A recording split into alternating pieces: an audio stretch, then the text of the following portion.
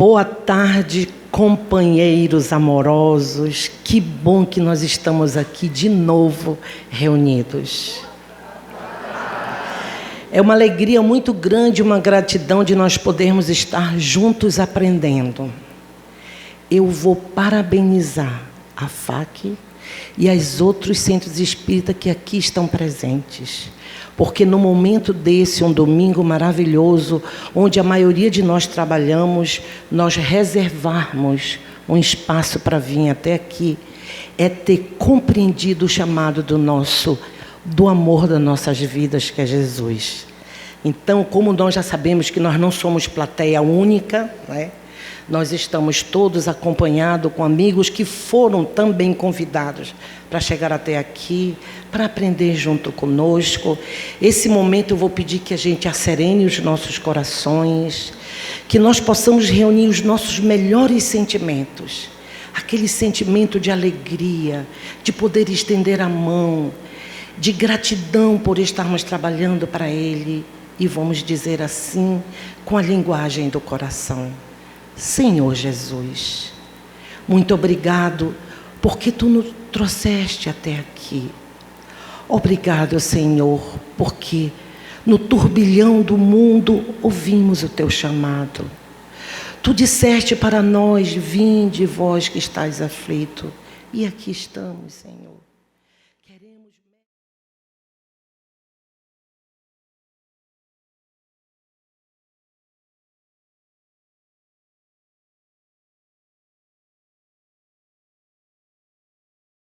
Desse dia, como pastor, ele estava ministrando o funeral de uma mulher da sua comunidade que tinha se suicidado. O pastor Jared, ele era responsável pelo Ministério da Saúde da sua igreja em Riverside, na Califórnia, nos Estados Unidos. Ele tinha também um grupo de apoio de pessoas com problemas emocionais e dava suporte para homens e mulheres com diagnóstico de depressão. O pastor Gerard Wilson, às 15 horas do mesmo dia, suicidou-se. Causou uma comoção na comunidade. Era o terceiro pastor que, em tempo tão curto, utilizava desta estratégia. Audrey Slockenheim e Jim Howard, há 2 semanas atrás, também, depois de prestarem o culto às suas comunidades, também se suicidaram. Isso não é só nos Estados Unidos. O Brasil também tem se mostrado um tanto quanto chocado de líderes espirituais que também estão cometendo suicídio. Aí nós temos Djalma Maranhão, da Igreja Batista de Planaltina, há um mês atrás, Júlio César Silva, ex-presidente da Assembleia de Deus, Ministério de Madureira, em Araruama, no Rio de Janeiro. E Ricardo Moisés, recentemente, da Igreja Assembleia de Deus, Cornélio Procópio, no Paraná. Há 2 semanas atrás, eu creio que a maioria recebeu pelo Zap, uma jovem de 16 anos procurou o padre da sua paróquia em Petrolina. E eu lembro que quando passei em Petrolina, eu estive nessa paróquia e fiquei encantada com a forma como esse padre acolhia os visitantes da cidade. E aí ela pediu para se confessar, e confessou todos os pecados próprios da juventude. E no final ela disse para ele: agora eu quero confessar um pecado que eu ainda não fiz, mas que vou fazer assim que sair daqui. E ele não entendeu direito, ele perguntou o que seria esse pecado. Aí ela disse: eu vou me matar. E ele achou que ela estivesse brincando assim: eu vou me matar, falou com muita naturalidade. Ela disse: porque eu não aguento mais. Eu sofro de depressão há muito tempo e minha família não consegue levar isso a sério. A minha mãe joga os meus irmãos contra mim. O meu pai joga eu contra minha mãe e meus irmãos. Ninguém se entende em casa. Todo mundo está brigando muito e eu não aguento mais. Evidentemente que o padre, que era uma característica dele, com a sua generosidade, tentou envolvê-la e conversou com ela por mais de 1 hora. E ele, achando que ela já estava mais tranquila, mais serena, o abençoou e ela pôde partir. Ela saiu direto e cometeu o suicídio. O que está acontecendo conosco? Por que nós estamos atravessando uma fase tão difícil? Com certeza absoluta, a doutrina espírita, que nos consola e nos esclarece, nos diz o que está acontecendo. Mas se fala muito de depressão. É porque as pessoas estão deprimidas. A depressão, ela tem o seu papel relevante, mas ela não é a causa só do suicídio. E para a gente começar a entender a nossa conversa na tarde de hoje, a gente vai começar falando um pouquinho sobre depressão. O que é depressão? A depressão é uma alteração do estado do humor. O que é humor? O humor é como a gente expressa nossas emoções. As pessoas bem-humoradas são as pessoas que expressam com muita facilidade alegria, ternura, carinho. As pessoas mal-humoradas não são aquelas que expressam tristeza, são aquelas que têm muita dificuldade de expressar suas emoções. Então, a depressão, ela passa a ser uma alteração do estado do humor. E ela tem alguns sintomas que chamam a atenção. Nós temos tristeza intensa, abatimento profundo, desinteresse pelas coisas. Antigamente ia à praça, conversava, ia ao shopping, ia à igreja, ia ao crossfit, ia à academia, ia dançar. E de repente a pessoa começa a deixar de fazer tudo isso que antes lhe dava prazer e ela começa a abandonar as suas atividades sociais. Tudo perde a graça. A gente percebe que a pessoa não está mais sorrindo direito. E o mundo fica cinza. Como profissional da área, eu tive a oportunidade de perguntar para muitos pacientes, porque aqui e ali, mesmo em faixa etárias diferentes, questões sociais diferentes, eu sempre estava ouvindo isso. O mundo parece que fica cinzento. E eu fui perguntar para eles o que isso significava. Todos eles usaram a chuva como exemplo. A senhora já percebeu aquela chuva que não passa e que o tempo fica o tempo todo nublado? Eu falei, sim. Disse, pois é assim que a gente sente. Pode estar o maior sol do mundo, mas a gente olha lá fora, a gente não consegue enxergar o sol. A gente vê o tempo nublado, o tempo inteiro. E é uma sensação que tudo está cinza. Olha como o depressivo começa a alterar a sua forma de enxergar o mundo. Viver para ele torna-se uma tarefa difícil, pesada. Frequentemente, ideias pessimistas e negativistas rondam ele, os seus pensamentos, e se fixam nos pensamentos. Pesada. Todo deprimido, ele arrasta os pés. Isso foi uma comprovação que eu tive ao longo, faço agora 40 anos de formada na área da psiquiatria, na área da saúde mental. Então, assim, há muito tempo que eu observo que o depressivo, ele curva os ombros para baixo. E é difícil você ver um depressivo olhando para cima, tentando ver alguma coisa no céu durante o dia ou à noite. Não, ele está sempre olhando para baixo, ele está sempre puxando os pés, a marcha é pesada. Por quê? Porque a depressão pesa. E mais adiante a gente vai descobrir onde é que está o peso da depressão. Bom, em 2020, a depressão vai ocupar o segundo lugar como sendo a causadora de muitas perdas na vida das pessoas. As perdas sociais, perdas laborativas, perdas familiares, perdas afetivas, perdas de si mesmo. E ela causa algumas sensações que são pouco compreensíveis pela medicina convencional, que é a sensação de desesperança, de desânimo, sensação de inutilidade e de incompetência. Veja quanto sentimento negativo. E nós que já temos um conhecimento da doutrina, nós sabemos que conhecemos sobre fluidos, nós já sabemos que esses sentimentos que a gente considera pesados, que a gente considera negativo, pesam na nossa estrutura corporal, somática, porque eles também pesam fluidicamente no nosso corpo perispirítico. Então é por isso que o depressivo, ele anda olhando para baixo, arrastando os pés. Por isso que essa sensação de desesperança, de desânimo, de sensação de inutilidade e incompetência, faz com que a gente entenda que é uma emoção estragada.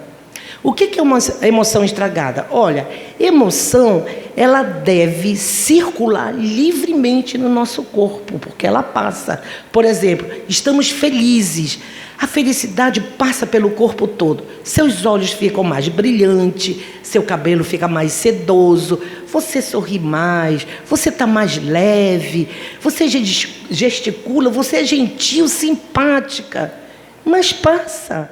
Por quê? Porque a felicidade para este mundo ela não é eterna.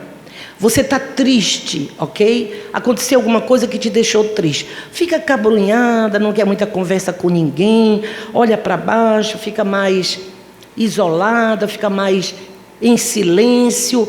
2, 3 dias depois você começa a voltar ao seu normal. Então, a emoção, os sentimentos, eles deveriam circular e ir embora, passar, porque tudo é transitório. Mas o que acontece com a sensação que causa a depressão? Ela fica e ela começa a ficar estagnada em várias partes do nosso corpo. E ela estraga a nossa relação com o mundo, com as pessoas e conosco mesmo. Por isso que ela é vista como uma emoção estragada, porque ela fica, estagna e acumula, faz verdadeiras condensações negativas. Ela se torna uma experiência subjetiva e dolorosa. As pessoas dizem assim, mas menina, por que tu está triste? Por que tu estás para baixo? Ai, tu é tão linda, tu tem um fio de cabelo tão lindo. Ai, como eu queria estar no teu lugar. É porque a gente não entende que a dor da depressão ela é moral, ela não é física. Então, não vale muito você ter um cabelo lindo. Não vale muito você ter um rosto angelical. Porque a dor, ela é moral, ela vem do interior. Por isso que ela é uma experiência dolorosa, subjetiva.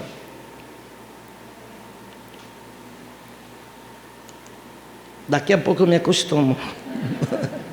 Solomon foi um psicólogo que ele teve a depressão, ele lutou contra a depressão durante anos. E aí ele lançou um livro, O Demônio do Meio-Dia, uma anatomia da depressão. Olha o que ele fala sobre a depressão.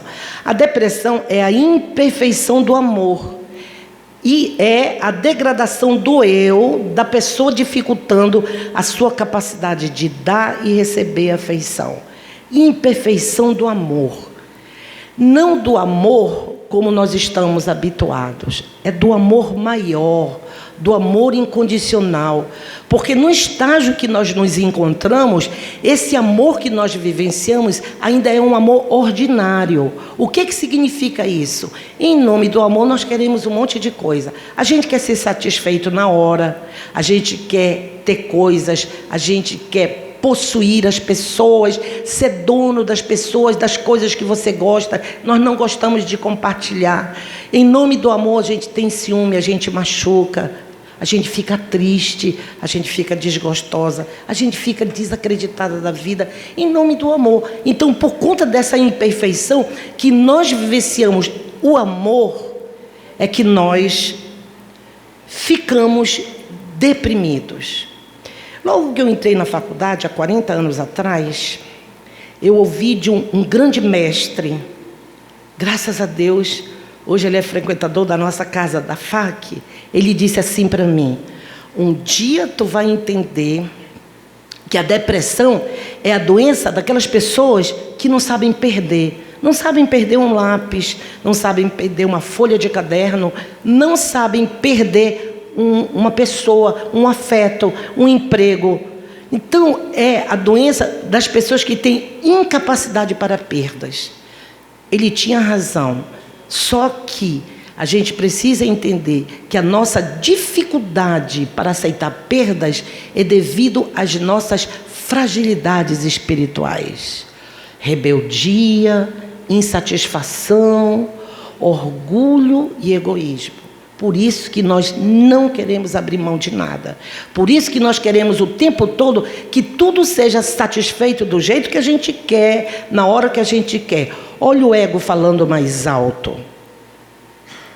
Olha a persona mandando no selfie. E esse é o desafio de hoje. Joana de Ângeles, que todo mundo conhece com certeza absoluta, ela diz que a depressão é o resultado da insatisfação do ser em relação a si mesmo, às frustrações de desejos não realizados.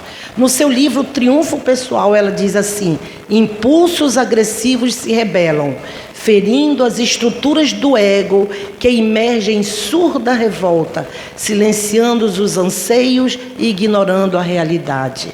Aí o meu professor, meu mestre querido, lá atrás, há 40 anos atrás, quando eu entrei na universidade e descobri um hospital chamado Instituto Eugênio Minkowski, que não existe mais, que hoje é a Universidade Evangélica, em frente à entrada do campus universitário. Ele já dizia, ele já percebia a nossa grande dificuldade em aceitar as perdas, porque entendemos que perder é porque não merecemos. Entendemos que perder é injustiça do Pai. Eu acho que eu pisei no manto de Jesus, joguei a areia, azedei a Santa Ceia. A gente tenta justificar de uma forma até lúdica essas coisas que acontecem, mas na realidade é a nossa rebeldia diante da vida que recebemos, que ainda não compreendemos, a maioria de nós, que é exatamente aquilo que nós precisamos para a gente dar um salto na nossa evolução. Tipo de depressão. Aí a gente vai ver assim, a depressão em relação ao fator causal. Nós temos os fatores externos e os fatores internos. Os fatores externos é aquilo que vem de fora, que nos atinge. Nós temos a depressão reativa, que era chamada de neurose depressiva, que ela tem a ver com a perda de um familiar, a perda de um emprego, a perda realmente de amigos, ou você muda de cidade, perde todo aquele seu contexto social. Essas perdas, elas nos levam à depressão reativa. A depressão também pode ser secundária a doenças orgânicas. As pessoas que têm um AVC, acidente vascular cerebral, conhecido com o nome de derrame. As pessoas que descobrem que tem um tumor gravíssimo cerebral. As pessoas que descobrem que tem um diagnóstico de doenças degenerativas. Pode fazer com que você apresente uma depressão secundária à doença, mas tem um fator externo aqui. E medicamentos. Nós temos medicamentos que nos causam depressão. Por quê? Porque esses medicamentos, eles vão interagir com a recaptação da serotonina. A serotonina, ela é um neurotransmissor, é uma substância produzida pelas nossas células do cérebro, pela nossa parte química do cérebro, que ela age como um neuromodulador. Ela é uma das mais importantes relacionado à nossa sensação de bem-estar. O que é um neuromodulador? É uma substância que intermedia a sensação que eu sinto e as reações físicas do meu corpo. Por exemplo, eu tomo um susto. Quando a gente toma um susto, geralmente, algumas pessoas ficam pálidas, outras ficam com o coração quase saindo pela boca, que o nome é taquicardia. O coração bate muito rápido, né? Outras pessoas ficam paralisadas. Olha só, a palidez é interessante. Quando você toma um susto, os neurotransmissores, eles agem todo, evitando que toda a nossa circulação sanguínea fique intoxicada pela presença deles. Então, o que eles fazem? Eles diminuem a parede das artérias para que passe menos sangue contaminado por esses neurotransmissores. Por quê? Porque o susto faz uma liberação intensa. Essa liberação intensa pode nos fazer mal. Aí o que o organismo faz? Libera outros neurotransmissores que vão estreitar as artérias, vai diminuir o fluxo sanguíneo, o coração bate rápido para ser destruído rápido demais. Aí você tem vontade de ir no banheiro fazer xixi. Ou seja, está colocando para fora os metabólitos desse susto que iriam lhe fazer muito mal. Olha como o nosso organismo, ele é perfeito. Perfeito. Então, quando há uma falha na recaptação da serotonina, que é o hormônio responsável pelo nosso bem-estar, para que a gente tenha essa sensação de leveza, de alegria, de felicidade, de paz, de serenidade quando nós estamos felizes, né? Para que a gente possa ter isso, ela vai intermediando as reações para que a gente possa ter toda essa leveza. Quando ela falha, nós não temos a experiência ou a vivência do bem-estar. Então, isso que se chama neurotransmissor ou neuromodulador. E na depressão nós temos alterações de vários neurotransmissores. O principal é a serotonina, nós temos alterações da adrenalina, noradrenalina, epinefrina, o GABA e por aí vai, que são as produções cerebrais para equilibrar a função do cérebro com a função da mente. Gente, Deus é perfeito. Tão perfeito que nos criou a sua imagem e semelhança. Não esqueçam disso. E por amor a nós, nos oferece um corpo para a gente aprender a cuidar. Esse é o desafio da época. Aprender a cuidar disso tudo. Vamos lá. E nós temos o fator interno. É algo aqui de dentro, que dá a depressão endógena, conhecida como depressão maior. Essa é a que nos chama a atenção.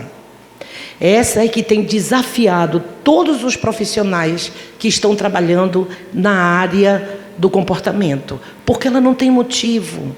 Você ganha bem, você tem o carro do ano, tem um celular maravilhoso que eu fico desejando, tu é linda, tu é bem casada, mas por que tu está triste? Ela diz, eu não sei. Eu não sei, mas eu não vejo sentido em nada disso. Essa é a depressão que realmente nós precisamos ficar atentos. Aí vamos ver um pouquinho sobre o que a doutrina espírita nos traz, complementando o que a medicina, a ciência, a filosofia, a sociologia, a psicologia vem tentando descobrir. Porque assim, se a gente fosse depender só do remédio, a gente já diria, a depressão tem cura. Porque o número de antidepressivos jogados no mercado são imensos. Imensos, né? Mas a gente percebe que o paciente, ele fica sem sintoma, mas ele não fica feliz. Ele não fica feliz, ele continua triste, melancólico, angustiado.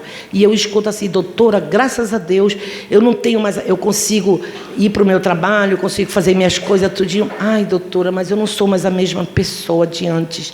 A impressão que eu tenho é que se eu rir demais, alguma coisa ruim vai acontecer comigo. Se eu ganhar uma promoção no trabalho, vai acontecer alguma coisa, eu vou chorar. Parece que a pessoa não se permite mais ter bem-estar. E isso é uma sombra que ela carrega para o resto da vida. E aí a doutrina espírita vem e mostra para a gente o que acontece na realidade. Bom, opa...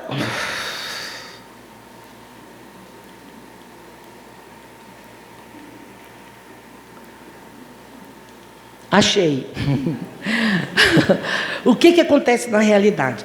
Todo deprimido, ele tem um sentimento de culpa muito grande. Ele diz assim, doutor, eu não sei, mas parece assim que eu não mereço nada disso, sabe? É uma tristeza, parece que eu fiz alguma coisa, mas eu não fiz nada. Olha, a minha mãe diz que eu sou uma excelente filha.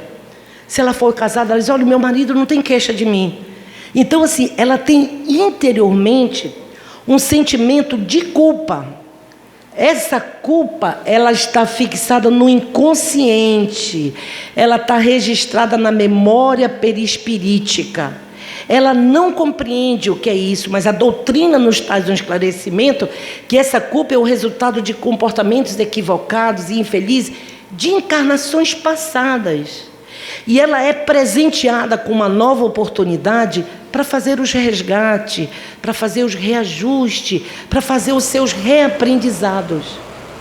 Mas nós não temos uma educação, a nossa educação ocidental, ela não faz a gente buscar as coisas no interior.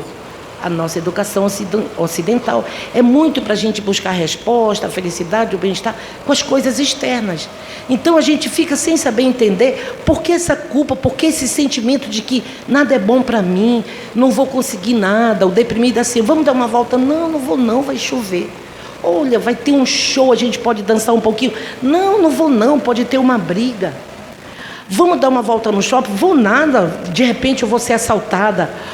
Olha, a posição pessimista diante do mundo, porque a gente percebe claramente que o tempo todo a pessoa parece que está querendo ser punida por alguma coisa que ela não compreende. Mas aí está. O resultado de comportamentos equivocados e infelizes em encarnações passadas faz com que ela traga isso. E como é que ela vai descobrindo isso? Na medida que ela vai crescendo, na medida que ela vai se integrando às questões sociais, às pressões sociais de trabalho e tal, ela vai sentindo isso no meio de todas essas experiências. O que pode acontecer? A primeira coisa que pode acontecer, esse erro do passado vem para a consciência, não é, eu acho que eu cometi isso. Não, não é isso.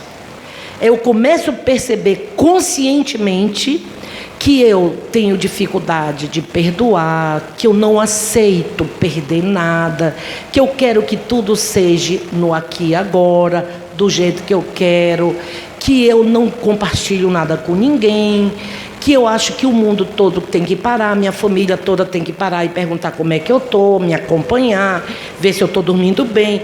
Eu fico fazendo todas essas exigências porque eu acho que eu sou a pessoa que mereço todas as atenções do mundo. Quando eu começo a me dar conta disso, eu começo a ter um sentimento de arrependimento. Eu não quero estar assim. Gente, isso é muito ruim. Eu estou maltratando a minha família, eu estou fazendo a minha família ficar louca. E sou eu que preciso mudar, e não a minha família. Aí eu vou buscar recursos na psicologia transpessoal, na psicologia analítica, reencarnacionista, psicologia freudiana. Vou buscar recursos na igreja católica, evangélica. Chego até a casa espírita, faço diálogo fraterno, sou acolhida, me oferece o evangelho, eu começo a ler e começo a compreender as coisas. O que é que eu faço? Esse arrependimento que me traz a consciência do que eu preciso mudar, me causa uma tristeza e eu vou para a reparação. Preste atenção no que eu vou dizer para vocês. Essa consciência aqui não é eu descobrir o que eu fiz, não. É eu descobrir o que eu preciso mudar. Quais são as minhas fragilidades. A dificuldade de perder, eu não aceitar a condição que eu me encontro. Eu queria ter nascido numa família rica, eu queria ter cursado a melhor universidade do mundo, eu queria morar no exterior, eu não queria ter esse carro, eu não queria ter essa mãe, eu não queria ter essa família. Então é isso daí que me faz buscar ajuda, e esse sentimento de arrependimento me traz uma tristeza que ela é muito proveitosa. E eu faço a reparação. Essa reparação é quando eu me disponho a buscar o autoconhecimento e começo a batalha pela minha reforma íntima. Mas vamos pensar que aconteceu tudo aquilo, né? Uma sensação de culpa, estou adoecendo, já procurei psiquiatra, psicólogo. E aí, durante essa reencarnação, eu novamente repeti o erro. Novamente eu estou rebelde, novamente eu não aceito nada, novamente eu sou exigente, novamente eu quero melhor, eu acho que eu sou melhor, eu não mereço nada disso, estou sempre exigindo atenção, estou sempre exigindo tirar 10, estou sempre exigindo que as pessoas digam que eu sou a melhor, que o meu trabalho é o melhor, que sem mim ninguém vive, eu estou sempre fazendo isso. infringindo a lei natural ou lei divina, e aí essa culpa é muito intensa, porque eu percebo que nada disso acontece comigo, e eu começo a me sentir muito culpada por conta disso. A culpa, se nós pudéssemos graduar, ela sairia do 4, do 3, iria para o 11, para o 12. É uma culpa intensa, que não me faz ter arrependimento, me faz ter remorso. O remorso é um sentimento muito negativo. Ele é muito fragmentador, degenerativo. E aí eu penso nas minhas fragilidades, eu tenho do passado, eu começo a ter consciência do que eu preciso mudar aqui, tenho culpa, mas não consigo sair dessa culpa, continuo achando que eu mereço ser punida, que eu mereço ser culpada. Isso passa para o remorso começa a ocupar grande parte dos meus pensamentos, ele passa a ser uma ideia, uma monoideia fixa, e eu vou cursar a depressão. Vocês entenderam? O quanto as nossas fragilidades nos dá sempre duas grandes oportunidades. Diante daquilo que eu começo a perceber que eu não sei fazer, ou que a gente pode entender como falha, eu posso buscar refazer, eu posso buscar ressignificar isso, se eu compreendo que nessa vida a oportunidade é agora. Ou eu vou ficar o tempo todinho, minha culpa, minha máxima culpa, minha culpa, minha máxima culpa, e não vou sair disso. Isso toma uma imensidão tão grande, pesa de uma forma tão intensa, que eu começo a fragmentar a relação entre o cérebro e a mente, indo mais além entre eu e a relação com o divino, a relação com as leis naturais. E aí eu adoeço. No Evangelho segundo o Espiritismo, no capítulo 5, no capítulo 5, no item 5, sobre melancolia, o Espírito François de Geneve nos assevera: a causa inicial da melancolia é a ânsia frustrada de felicidade, liberdade almejada pelo espírito encarnado, acrescido das atribulações da vida, ou seja, das dificuldades da reencarnação atual, com suas dificuldades de relacionamento interpessoal, intensificada pelas influências negativas de espíritos encarnados e desencarnados. Então vejam, a melancolia, que é um estágio inicial da depressão, ela começa a ser o resultado disso tudinho, desse remorso que não me abandona, né? Por quê? Porque eu tenho uma frustração muito grande por tudo aquilo que eu acho que eu deveria ser ou deveria ter e não acontece, né? Acrescido das atribulações que eu vivo no aqui e agora, porque eu acho que é punição. A gente não consegue entender que é oportunidade de reaprendizado. A gente acha que tudo que acontece, tem uma vida difícil, tem uma casa que não é legal, tem um celular que não é o top, tem uma relação que não é bem assim, não queria ter muitos filhos, meus filhos são todos problemáticos, eu poderia ter, que nem a Clarinha, que tem um filho que, meu Deus, é o companheiro dela. A gente está sempre fazendo comparações, nunca aceitando a nossa vida. E aí o que é que acontece? Junto com o relacionamento, a dificuldade de relacionamento que eu tenho comigo mesmo, isso vai refletir na relação que eu tenho com as pessoas, e aí eu crio um campo vibratório que eu vou atrair irmãos encarnados e desencarnados, todo com o mesmo pensamento, com a mesma sensação, com a mesma rebeldia, e fazemos todo um pacote, e no final de tudo, uma única pessoa sai doente, que é o protagonista da história. Aí ele adoece e fica deprimido. Aí, acompanhando tudo isso, esse remorso, essa culpa, acompanha ainda o isolamento, a insegurança e o medo acometendo as pessoas que estão com depressão. Esse isolamento, essa insegurança e esse medo é resultado de todas essas sensações aqui, que o depressivo, na sua intimidade, sabe que são os desafios dele. Primeiro, que é o consumismo. Hoje nós vivemos num mundo do que o ser. Você quer que o seu filho tenha uma excelente escola, tenha excelentes professores, tenha os brinquedos mais evoluídos. Aí ele cresce, você quer que ele tenha um bom emprego, que ele tenha um bom casamento, que ele tenha bons filhos. Vamos trocar.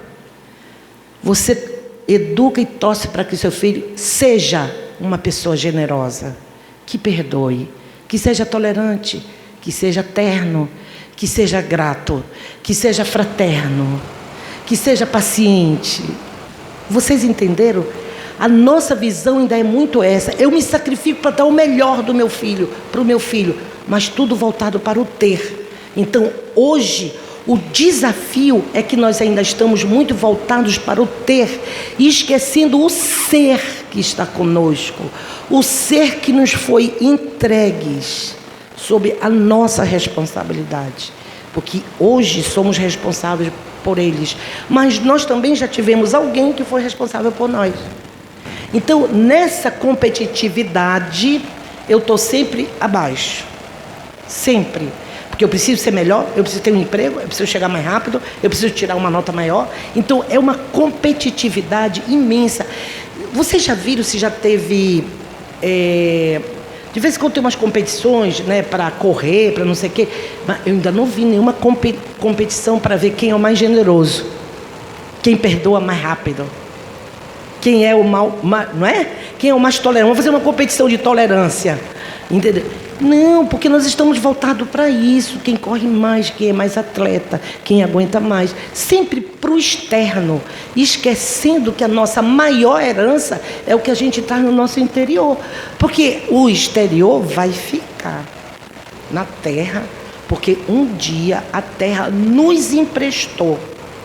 Para a gente nascer, a terra generosamente nos emprestou cálcio, ferro, magnésio, zinco, cloro, cobalto, muita coisa para a gente ter esse corpinho que nós temos aqui.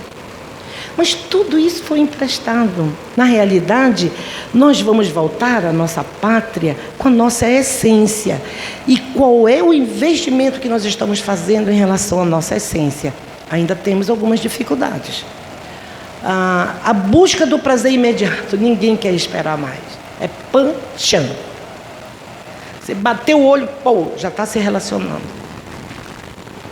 É uma busca muito grande sobre esse prazer, porque as pessoas dizem, menino, o tempo está passando muito rápido. Se eu não aproveitar agora, já vou perder a chance. E nisso, a gente vai se atropelando. Vai se atropelando. Então, a busca do prazer imediato também é imediato a sensação, logo passa e o sujeito fica vazio, com aquela sensação do buraco. Parece que não tem nada que tapa esse buraco. E aí ele vai atrás, ele corre atrás. A necessidade de não perder, de não falhar, a necessidade de ser o melhor. Tudo isso tem nos assediado constantemente. E é interessante que nós não estamos prestando atenção que nós estamos repassando isso para os nossos filhos, nossos sobrinhos, nossos amigos, nossos netos e por aí vai. Porque o mundo é esse. É assim que a gente tem que preparar o filho para poder ele ser alguém na vida. Eu aprendi muito quando eu trabalhei no sistema prisional. E uma vez um preso disse para mim assim: doutora, a senhora sabia que mesmo eu já tendo matado várias pessoas, eu agora quero que meus filhos sejam gente? Aí eu disse, e o que é ser gente para o senhor? Ele disse, é respeitar o próximo, respeitar eles próprios, descobrir que existe um Deus lá dentro que fez a gente bondoso. Agora, doutor, eu não sei o que foi que houve, que a gente tomou o caminho do mal. Eu saí tão agradecida a Deus, que Deus é perfeito. Tu coloca coisas para a gente aprender em tudo e qualquer lugar. Basta ter olhos para ver e ouvido para ouvir. Então, um preso que tinha sido condenado a mais de 19 anos me sai com essa.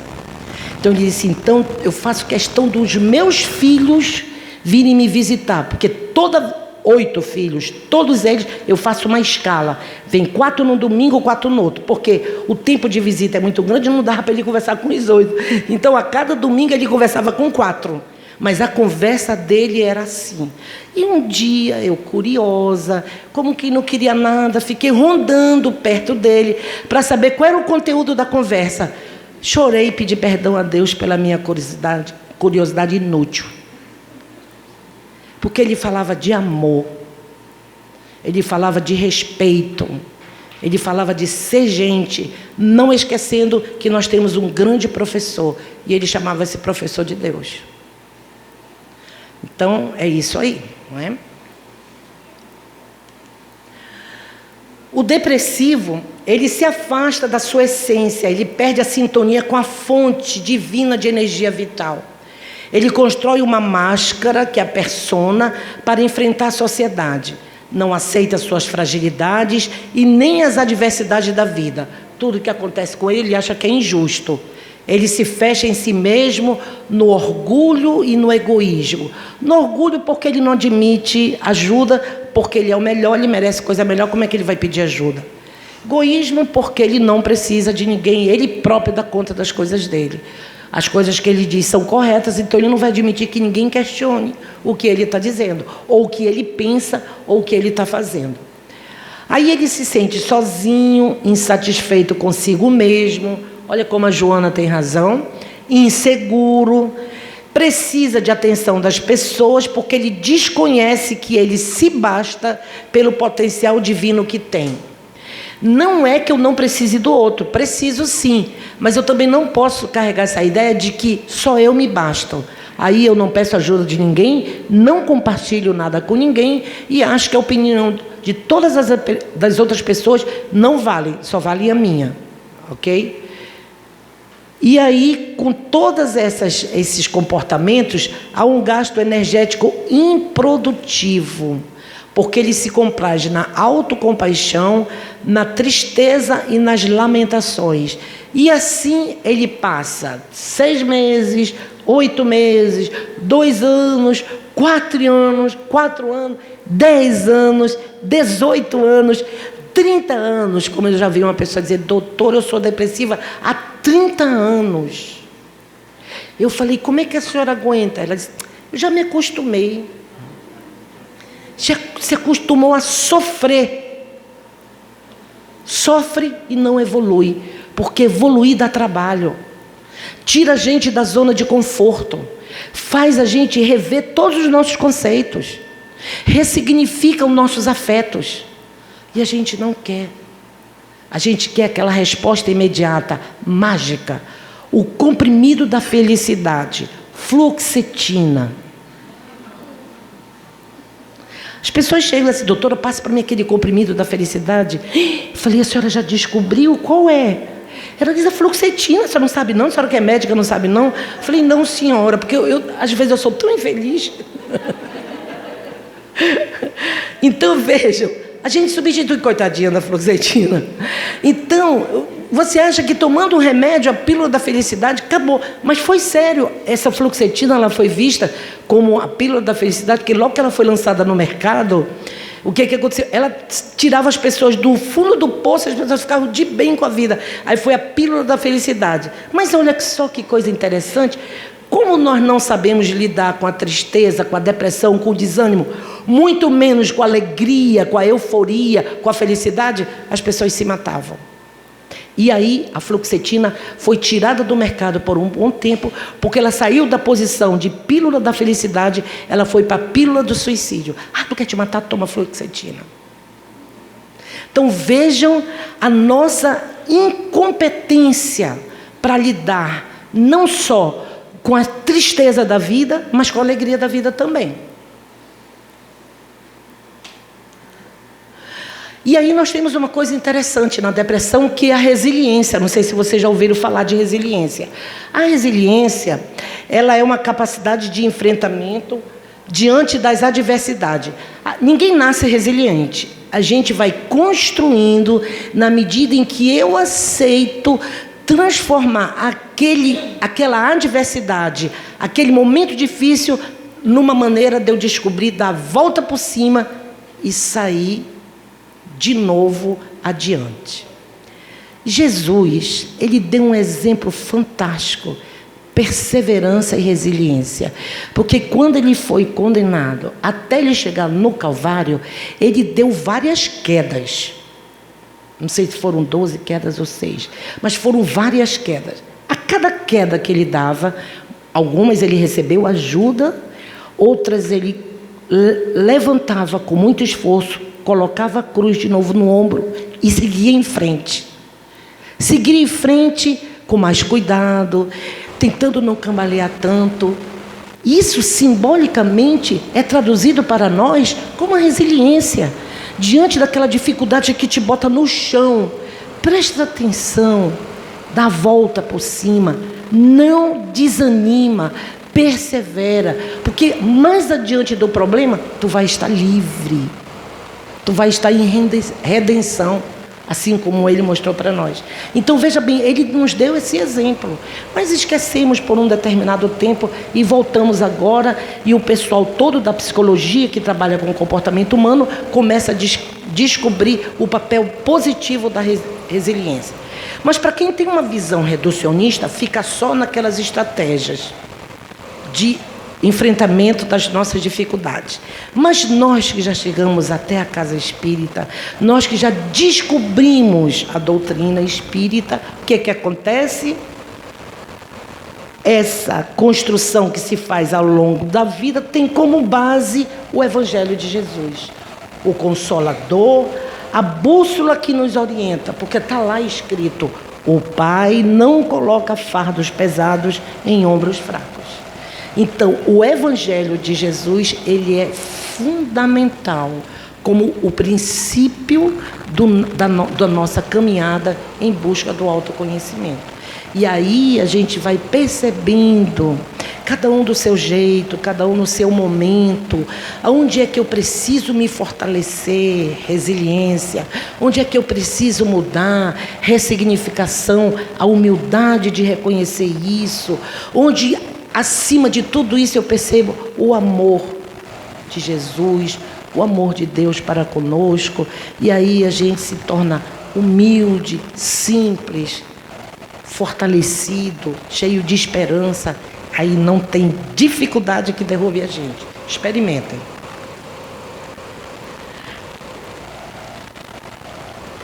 Bom, isso seria a questão da depressão. A gente entende que depressão é uma das causas do suicídio. Não é bem verdade. O suicídio é uma situação que tem nos preocupado muito, mas não é uma coisa de agora. Ele está presente desde que... nós temos meia hora, né? 45, até 15h45. Ele está presente desde que nós começamos nesse andar, nessa caminhada em busca da evolução. E aí, Catherine Camus, que é médica, pesquisadora da Organização Mundial de Saúde, ela diz que o suicídio é um trágico problema de saúde pública em todo o mundo, porque envolve pessoas de todas as faixas etárias, de vários níveis sociais, de vários tipos de profissão. Não é uma coisa selecionada, não. É saúde pública. E a gente sabe que pelas pesquisas de hoje, a cada 40 segundos, uma pessoa se suicida em alguma parte do mundo. 28 países do mundo possuem estratégias de prevenção. Só 28. O Brasil ocupa o 8º país em número de suicídios e ele é o primeiro da América Latina a criar as estratégias de prevenção, mas não foi por conta de adolescente, foi por conta dos suicídios em indígenas e em idosos. Então nós temos um número altíssimo. Infelizmente, nós não somos um país que catalogamos as coisas. Por exemplo, eu trabalho lá no Iranduba. Lá no Iranduba nós temos um índice altíssimo de suicídio e não é agora com a questão da ponte. Eu trabalho lá há 9 anos e quando eu cheguei lá já tinha um índice alto com punho de rede. Só que o que acontece? Nós somos um povo simples. E aí, por vergonha familiar, isso não é colocado, não é levado nem para a delegacia e nem para os órgãos de saúde. Isso passa batido, até porque a jovem, a adolescente ou a mulher adulta jovem, ela é enterrada, ou se não é no seu próprio quintal, é no quintal de alguém muito amigo, ou numa mata, num local onde as pessoas escolheram como sendo, aqui a gente enterra todo aquele pessoal que se mata com punho de rede. E às vezes ninguém sabe disso. Então, para vocês verem como é que nós ainda nos comportamos, escondendo aquilo que para nós é desafiador. Ainda vemos o suicídio como fraqueza. Agora a gente está tentando justificar ele como doença. Mas a gente vai ver exatamente qual é o significado dele para conosco. De todos os desvios da vida humana, o suicídio é talvez o maior deles, pela sua característica de falso heroísmo, de negação absoluta da lei de amor e de suprema rebeldia à vontade de Deus. Isso está lá no Consolador, né? Onde a gente vai ver a psicografia de Chico Xavier, ditada por Emmanuel. Então está lá o maior desvio da vida humana. Ele não é um problema atual, não. Ele existe desde a antiguidade. Nós tivemos vários pensadores que cometeram suicídio. E eu vou trazer para vocês.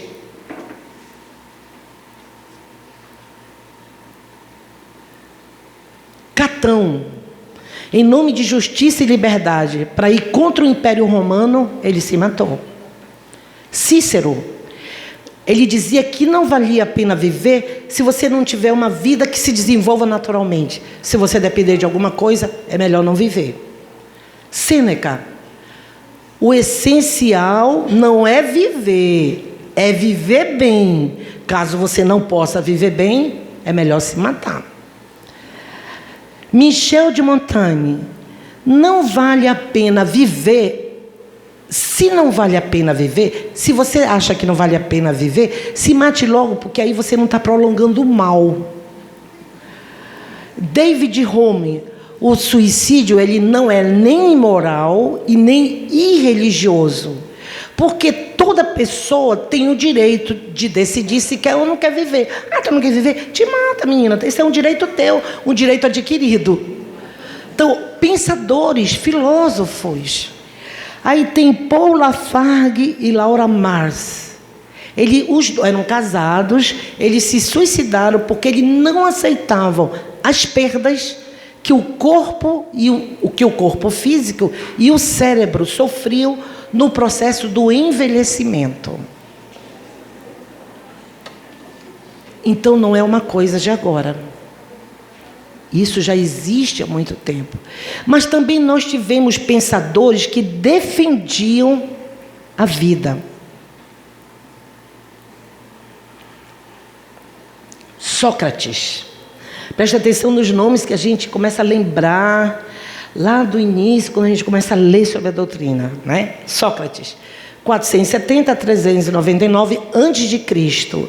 Suicídio é sempre um erro por liberarmos a alma do corpo em que Deus nos colocou. Platão, 427 a 347 a.C.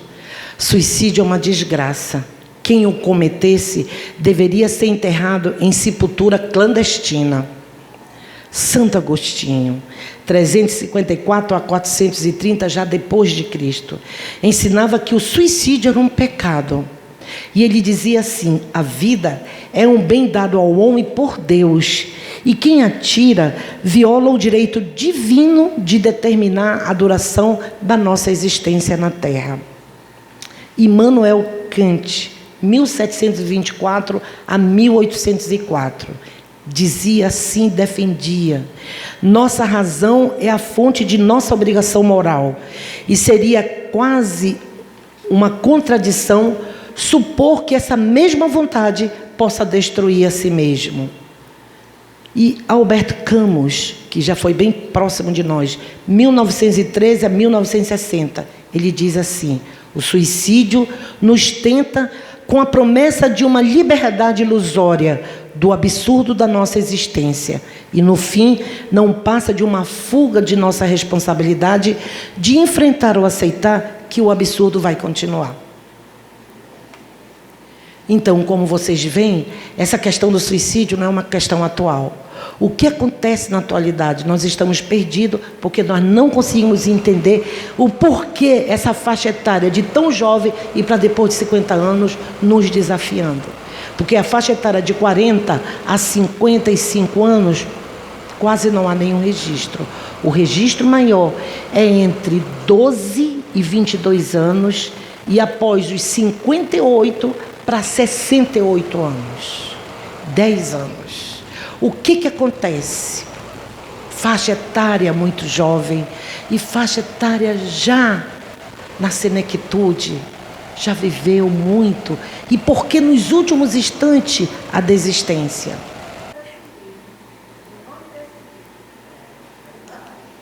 O que leva ao suicídio?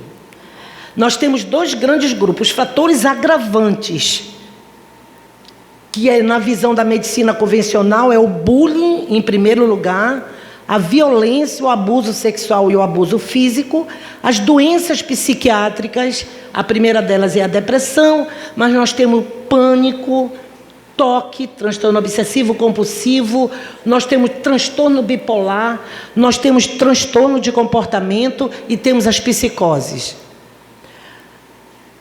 E o abandono social e familiar. Aqui no bullying eu trago uma história interessante, que eu atendi recentemente, uma mocinha de 22 anos, que não é amazonense, veio para cá, fez o vestibular, passou e mora sozinha. A família voltou para Fortaleza. E essa menina muito inteligente, muito feliz, porque estava dentro do curso que queria, ela começou a observar que ela não conseguia se sentir fazendo parte de nenhum grupo. Ela tentava, mas parece assim que as pessoas não a aceitavam. Isso causou uma ansiedade muito grande nela. E ela começou a comer. Ela engordou 12 quilos. Quando ela engordou 12 quilos, na universidade ela começou a sofrer bullying. E ela ficou muito mal, ela se cortou. Aí levaram ela para ela ser ajudada. Ela tomou uma medicação, ela melhorou muito, ficou bem, como é que se diz? Perdeu peso e deu continuidade na vida dela. Ao dar continuidade na vida dela, novamente ela percebeu que ela não conseguia fazer amizade. Parecia assim que ela ia em busca das pessoas e as pessoas estavam sempre virando as costas para ela. Aí ela entrou de novo em depressão e não quis tomar a medicação, porque ela não queria avisar a família que ela estava com depressão. Porque quando ela morava com a família, aos 12 anos, ela teve um episódio depressivo. A família disse que isso era besteira, que isso era falta de peia, e para suavizar, deu um cachorrinho para ela de presente. Ela melhorou. Quando ela veio para Manaus, ela trouxe esse cachorrinho. Ok, ela está com um cachorro. E aí ela não queria avisar para a família, ficou sem dinheiro, né? E aí a depressão foi aumentando e ela disse: eu não aguento mais, eu não vou fazer esse papel de vergonha para a minha família, eu vou me matar. Pegou um Uber, foi para a ponte do Rio Negro, 5h30 da manhã. Quando ela chegou lá, ela ficou: me jogo, não me jogo, me jogo, não me jogo. E eu perguntei: tinha alguém por perto? Ela disse: não tinha ninguém, ainda estava bastante escuro. E aí eu fiquei com medo, porque eu achei que era muito alto, eu nunca tinha imaginado que era tão alto assim. Aí eu fiquei com medo, fiquei lá um tempão, chorei muito. Eu disse: não vou me matar, eu não tenho coragem, vou ver outro meio de me matar. Esse de jogar na ponte não dá para mim. Aí ela voltou. Quando ela vinha, olha o pedido de socorro. Quando ela vinha, no pé da ponte tinha uma cachorrinha, toda estropiada, uma cachorrinha preta, cheia de alopécia, cheia de falta de pelo, feridentinha, toda. Aí ela olhou aquilo e disse: meu Deus, tá pior do que eu. Aí ela disse: tá pior do que eu, e nem se jogou. Vou pegar. Chamou uma Uber, pegou a cachorra morta de fedida, levou para casa dela, deu banho, foi para o veterinário, cuidou da cachorra. É a segunda companheira dela. Aí ela disse para mim: doutora, quando eu vi aquela cachorrinha cheia de dores, cheia de ferida, sem reclamar nada, sem nem chorar de dor como o cachorro chora, eu fiquei tão envergonhada que eu fiquei pensando, eu não tenho ferida nenhuma, meu cabelo é morto de lindo, eu adoro meu cabelo, não tenho nada, sou saudável, como que eu quero, durmo bem. Como é que eu penso em me jogar de uma ponte e uma cachorra dessa não faz nada disso? Ah, não quero mais morrer não. Olha, agradeci tanto ela, o nome dessa cachorra é Alegria. Ela botou o nome de Alegria. Ela cuidou dessa cachorra, hoje ela tem 44 cachorros e gatos. Ela diz que quando ela está começando a pensar besteira, não sabe? Ela vai lá para onde estão os cachorros dela e ela senta no chão. E é tanto cachorro lambendo, vice, que ela chegou à conclusão que bom mesmo é viver. Então ela não quer mais saber esse negócio de suicídio, não. Ela só queria que eu encaminhasse ela para uma pessoa para ela poder perder peso, porque ela não está gostando de ser gordinha. Veja que coisa maravilhosa. Quando é que nós, profissionais, emperdigados, cheio de título, íamos dizer para o paciente, olha, dê uma volta na cidade, veja se você vê alguém abandonado, ou um cachorro, faça curativo de alguém que você veja feridento. Será que a gente faz isso? Manda a pessoa prestar atenção no outro e a partir daí trabalhar no bem? Não, né? Tá aí, ela descobriu sozinha. E aí tá aí, morta de feliz, cuidando dos cachorrinhos dela. Daqui a pouco eu consegui 4 sacos de ração, vou levar para ela. Tudo estrupiado, ela não leva nenhum cachorro de rua que seja gordinho. Ela só leva os estrupiados. Veja, e a pele dela é limpinha, hein? Não tem nada, nenhuma curuba nem pereba, porque ela cuida de cachorro, porque daqui a pouco a minha pele está toda suja. Não está. O amor te protege, te dá imunidade. Então não tenha medo de fazer o bem. Muito bem, então nós temos os fatores predisponentes, aí entra a visão espírita que diz suicídio em encarnações anteriores, falta de fé, orgulho, egoísmo e o famoso remorso que está presente lá nas depressões endógenas.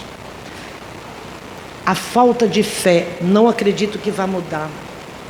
Vai ser assim a vida toda. Olha a emoção estragada aí, fixada na gente, na mente, no corpo, no lugar de permear, embora não fica fixada, fazendo as condensações tóxicas. E aí nós temos os tipos de suicídio. Nós temos o direto, que é quando você tira a sua vida devido a diversos fatores. Você tem um monte de justificativa e você tira a sua vida e você morre, você desencarna, de verdade. Mas tem um indireto, que aqui a gente não tira a vida, a gente fica morto-vivo. Olha só, pelo descontrole emocional. Quantos infartos sem levar a óbito? Quantos AVCs, derrame com sequela, por conta da nossa falta de educação emocional, os nossos exasperos, as nossas dependências afetivas. A cada tempo a gente vai morrendo um pouquinho. Pelo sexo, você valoriza tanto o sexo, tanto que você vive tanto a atividade sexual que você começa a ter um desgaste crescente da tua energia vital. Aí tu morre dormindo. Mas, meu Deus, não tinha nada, era saudável, frequentava academia, não era hipertenso, não era diabético, não era nada. Não, não era. Era viciado em sexo. E eu quero dizer para vocês que a energia sexual ela é divina, criativa, mas ela se esvai também. Que há necessidade do equilíbrio na sua vivência.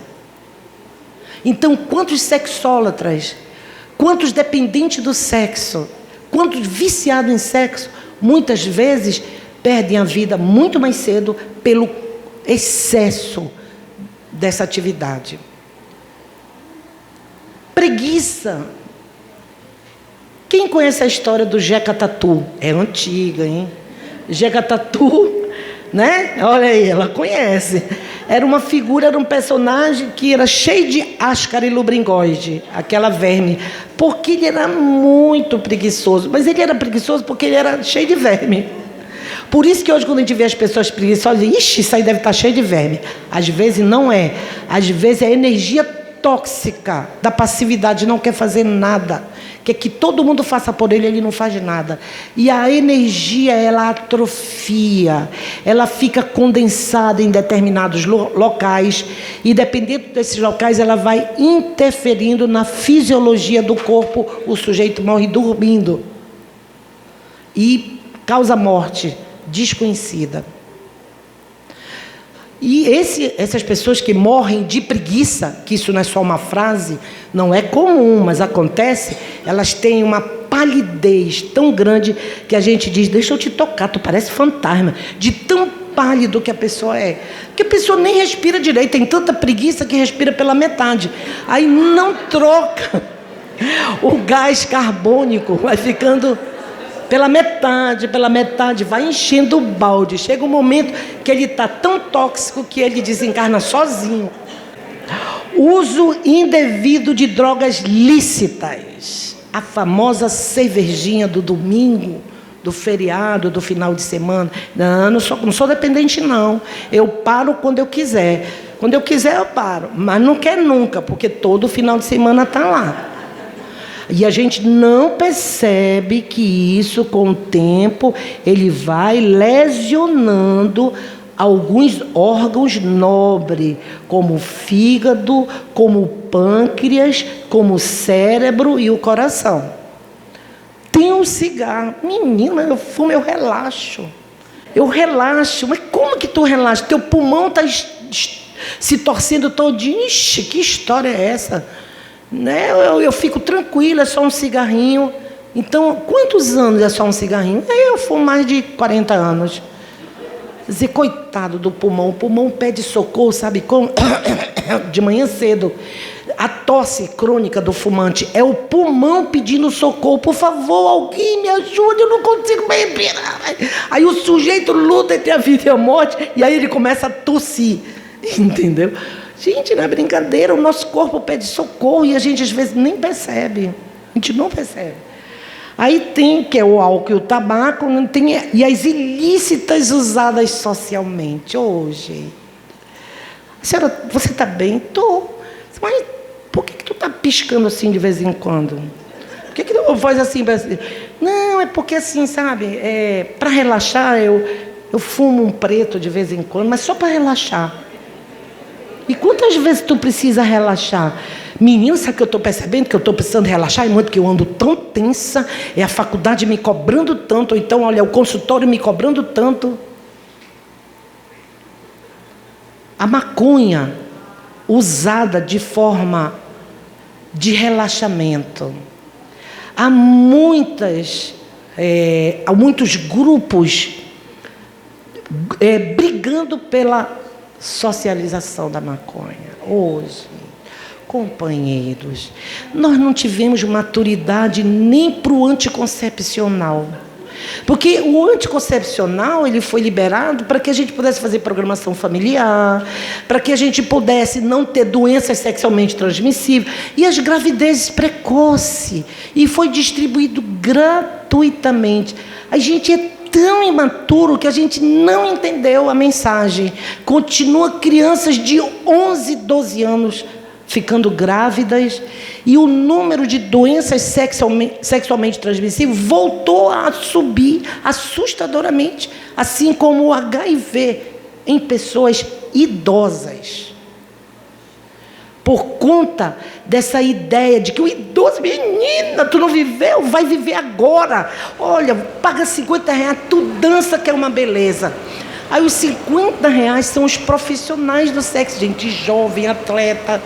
Aí tu começa a dançar no arrojo, vai se envolvendo. Pô, um ano depois tu vai fazer um exame, tu tá com HIV positivo. Que é outra coisa que nos deixa com muita preocupação, o aumento da estatística de HIV em pessoas maiores de 60 anos. Há de se perguntar o que está acontecendo com essa fase tão linda da vida que é o envelhecimento. Nós ainda temos tanta vergonha, fugimos tanto do envelhecimento. É uma fase de uma serenidade, de uma gratidão por tudo que a gente já aprendeu, e nós estamos embaraçados com essa fase de novo. Sob o ponto de vista sociológico, nós temos o Émile Durkheim, que foi um sociólogo, que ele classificou o suicídio em 3 formas que eu achei interessante. O egoístico é aquele que as pessoas cometem para fugir de um sofrimento que consideram insuportável. Recebeu o diagnóstico de uma doença que ele sabe que aquela doença vai levar ele a muito sofrimento, ele morre primeiro, ele não quer passar por as fases da doença, ele saber que alguém vai, que a esposa ou a mulher que ele ama, ou o homem, vai separar dele, e ele não vai suportar isso, né? Ele sente que ele não suporta, ele vai e comete o suicídio. O altruístico é para não dar trabalho aos outros. Descobri que tem uma doença, que eu vou ser cadeirante, não, é melhor me matar logo, não quero dar trabalho para ninguém. Olha o orgulho, gente, olha a arrogância. Gente, no momento de lucidez, uma paciente ouviu que ela estava com Alzheimer. Ela deixou uma carta dizendo que a pior ofensa da vida dela seria ter alguém que tivesse que fazer a higiene dela quando ela fosse ao banheiro. Se matou. Então, é um suicídio altruístico, do ponto de vista da sociologia. Para não dar trabalho aos outros, ou por lealdade a uma casa. Olha, vai passar um cometa aqui e vai todo mundo lá pro céu, hein? Todo mundo, mas todo mundo tem que estar morto. Se estiver vivo, não vai. A senha, o bilhete, é você estar morto. Mortinho da Silva. Morre uma população quase toda, uma comunidade inteira, porque ia passar um cometa que ia levar todo mundo. Gente, isso foi verdade. Isso foi há muitos anos atrás, mas isso foi verdade. O terceiro é o anônimo, que é devido ao desequilíbrio de ordem socioexistencial. É aquele cara que nasceu sozinho, está vivendo sozinho, ninguém presta atenção nele, ele passa várias horas com aquele saquinho, pedindo de mendigo mesmo na frente, ninguém olha para ele, ninguém dá bom dia para ele, um dia ele não aguenta, ele se joga. Esse é o anônimo. Se perguntarem, fulano, senhor, quem foi? Menino, nem sei, foi um cara que andava por aí. Olha a nossa selvageria emocional, um cara que andava por ali, um cara era um ser humano e que a gente nunca prestou atenção nele, né? Viveu na rua a vida toda, como é que se diz, atravessou a rua, dormiu na rua, ninguém nunca se dirigiu para ele. Um dia ele não aguenta e ele se mata. Richard Simonetti, eu não sei se vocês conhecem, um grande trabalhador da causa espírita, já desencarnou, acho que há uns 3 anos atrás. Ele tinha livros muito interessantes, porque ele usava uma linguagem bem leve para a gente. E ele lançou um livro sobre suicídio, tudo o que você precisa saber. Nesse livro ele oferece 4 passos para a gente tomar cuidado, para a gente refletir, para evitar o suicídio. O primeiro passo, ele diz que é assim: evitar alimentar a ideia de que diante dos problemas é melhor morrer. Dessa forma você vai estar trabalhando a rebeldia e o egoísmo. Não tem umas situações assim que a gente passa um momento difícil, sem querer, a gente diz assim, ai meu Deus, era melhor morrer. Se eu soubesse... A gente diz sem compromisso, como uma forma de desabafo. E esquecendo que a fala tem energia, tem campo vibratório. Quando eu digo assim, ai, era melhor morrer, se soubesse, queria me matar. Ou então assim, se meu filho casar, mano, eu me mato. Aí tu diz, mas que isso? Tu criou teu filho? Não, porque olha, eu não investi nele, me sacrifiquei tanto, para no final de tudo ele me deixar sozinho. Quer dizer, quando você diz isso, você está abrindo uma brechinha, não é uma brechona enorme. Porque nós nunca estamos sozinhos. O pessoal do conta está sempre assim, ó, só esperando uma piscadinha para tchum, já faz a vinculação. E aí aquilo que você diz, não querendo que seja verdade, se implanta na sua mente e começa o cultivo. O segundo passo é evitar o descontentamento crescente diante das situações, problemas. Dessa forma você trabalha o orgulho e a insatisfação. Percebam que tudo que se trabalha aqui são as nossas fragilidades humanas. Rebeldia e egoísmo, orgulho e insatisfação. Eu já disse, era melhor morrer. Aí depois a gente se arrepende, Deus me livre. Bate na boca, né? Mas aqui e ali, no lugar da gente melhorar, as coisas começam a acontecer mais ainda. E aí eu vou só me lembrando do que eu dizia e eu começo a adubar essa semente. O terceiro passo, evitar o planejamento. Aí é quando eu já começo a pensar, e aí eu vou negociando, barganhando. Não está de matar, se tivesse logo um remédio, queria tomar de uma vez e dormir. Quando eu me acordasse, eu já estava lá. Lá onde? Sei lá, em algum lugar. Olha, pode não ser tão bom esse lugar. Algum lugar pode não ser tão agradável. Tu já pensou nisso? Não, mas não vou sentir nada não, eu já estou morta mesmo. Falei, olha, não sei não. Tem um pessoal aí que diz aí que quando a gente perde o corpo físico, tudo que a gente sente com mais intensidade. Porque fica só a alma, o espírito puro. É mesmo? Eu digo, o pessoal diz isso. Tu não quer pensar sobre isso? Não, olha, para sentir dor, eu não quero não. Quer dizer que se eu me matar, eu vou continuar sentindo essa coisa? Eu digo, vai, e com mais intensidade ainda. A pessoa, acho que eu vou repensar, acho que eu não quero mais morrer, não. Mas tu não tem aí um remédio, não, que cure tudo isso? Ou seja, é aquela resposta mágica que a gente procura, é aquela resposta imediata para os nossos problemas, porque nós não queremos fazer o autoinvestimento, né?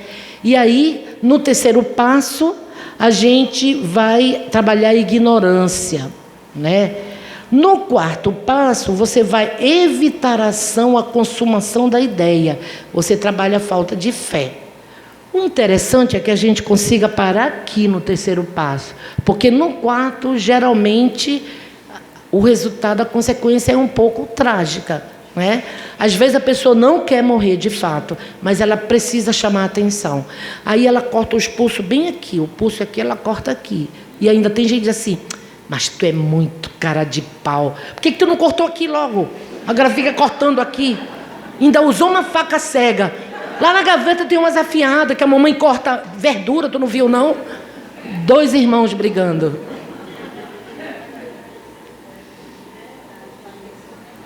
Provocador. Quer dizer, não faça isso. Isso é o tipo da coisa que nós não podemos fazer. Porque talvez ele não quisesse realmente se matar. Foi um pedido de socorro, um chamamento de atenção. Mas, a partir do momento em que ele é desrespeitado, porque não é o ato de cortar, é a dor que ele sente. Isso é o que pesa. É a dor moral que ele sente. A gente ouve, não é, Conceição, dizer, é uma dor que eu tiro daqui, de dentro, e quero aqui sentir no corpo físico. Porque talvez essa dor física possa ter final, já que a dor moral eu não consigo. Ninguém parece que compreende a dor moral. Talvez com a dor física alguém possa compreender melhor. Olha o que ele está pedindo. E quando ele escuta isso, tu é leso, você pode ter certeza que na próxima vez ele não vai errar. Não vai errar.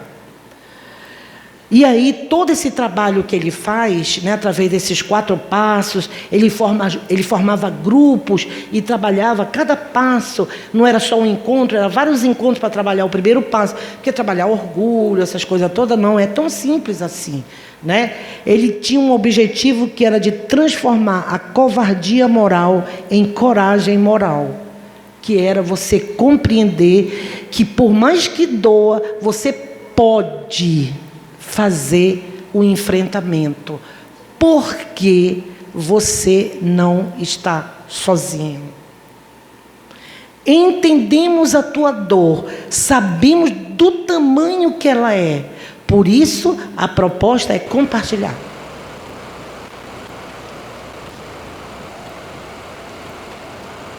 O que mais sofremos no mundo, hein? Essa é uma pergunta, eu já estou me aproximando do final, é uma pergunta que nós precisamos nos fazer. Não é a dificuldade, é o desânimo em superá-la. Não é a provocação, é o desespero diante do sofrimento. Não é a doença, é o pavor de recebê-la. Não é o parente infeliz que nos faz sofrer, é a mágoa de ter que aceitar ele na equipe familiar. Não é um fracasso, não. É a teimosia da gente não reconhecer o nosso próprio erro. Muitas vezes nós fracassamos e não é por isso que nós sofremos. A gente sofre porque a gente não quer reconhecer o próprio erro. Não é a ingratidão, é a incapacidade de amar sem egoísmo. Não é a própria pequenez, é a revolta contra a superioridade do outro. Não é a injúria, é o orgulho ferido. Não é a tentação, é a volúpia de experimentar-lhe os alvitres.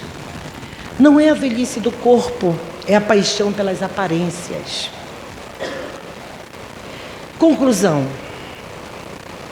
Nós geramos aflições desnecessárias, porque não agimos com coragem, paciência e resignação ante as aprovações que nos surpreendem, ante as provações que nos surpreendem.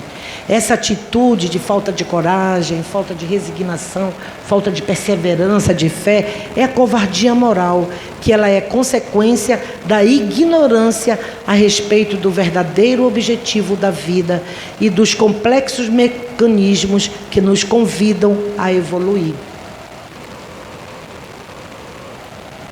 No Evangelho segundo o Espiritismo, para a gente terminar, no capítulo 5, item 14, sobre suicídio e loucura, ele nos diz assim: a calma e a resignação, auridas na maneira de encarar a vida terrestre e na fé no futuro, dão ao espírito uma serenidade que é o melhor preservativo contra a loucura e o suicídio. E tantas coisas nos são oferecidas para a gente aprender a ser sereno. Tanta coisa.